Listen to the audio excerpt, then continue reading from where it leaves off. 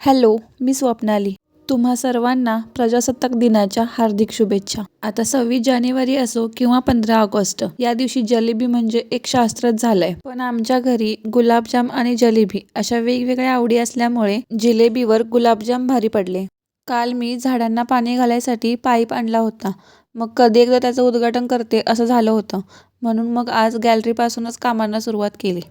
झाडांना पाणी वगैरे घालून घेतलं, गॅलरी धुवून घेतली, नंतर जेवण बनवलं आणि फायनली आज त्या कामाचा योग आला होता. आज मी 8 दिवसाचे साठवलेले कपडे धुवायला घेतले होते. आता एवढे कपडे धुवायचे म्हटल्यावर एनर्जी तर पाहिजेच ना. मग गाण्यांसारखी एनर्जी दुसरं कोण देणार. आता गाणी ऐकत कामं करणं हे कॉम्बिनेशन जरा हटके आहे, पण मला खूप आवडतं.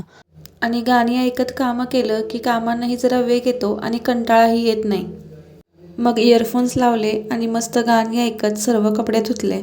आता कपडे धुणं जेवढं मोठं काम आहे ना, त्याच्यापेक्षा जास्त मोठं काम धुतलेले कपडे सुकत टाकणं. आणि मला कपडे धुवायला एवढा कंटाळा येत नाही, जेवढा कंटाळा ते सुकत टाकायसाठी येतो. आता धुतलेले कपडे सुकत टाकणं जेवढं कंटाळवाणं काम आहे ना, तेवढंच कंटाळवाणं काम म्हणजे आणलेली भाजी निवडून ठेवणं. म्हणजे बघा ना, आपल्याला कपडे धुवायला जर 1 तास लागला तर ते सुकत टाकण्यासाठी हार्डली 10 मिनिटं लागतात. आणि भाजी आणायला जर अर्धा तास लागला तर ती निवडून ठेवण्यासाठी 10-15 मिनिटं. म्हणजे पहिल्या कामांपेक्षा दुसऱ्या कामांना जरा कमीच वेळ लागतो. पण तरीही ती कमी वेळेची कामं करायला मला अजिबात आवडत नाही. पण ती कामं आत्ता करो वा नंतर करावी तर लागणारच. म्हणून मग पटकन करून घेतली आणि आता मी चहा करायला घेते. आपण भेटूया उद्याच्या व्लॉगमध्ये. बाय.